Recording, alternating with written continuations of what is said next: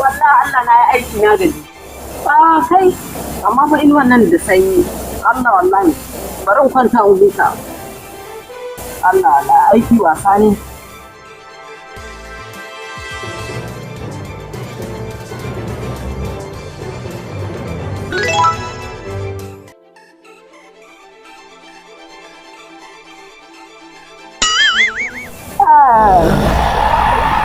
Amma fa na huta.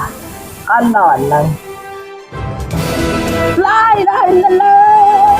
La ilaha illallah. La khaliq babu.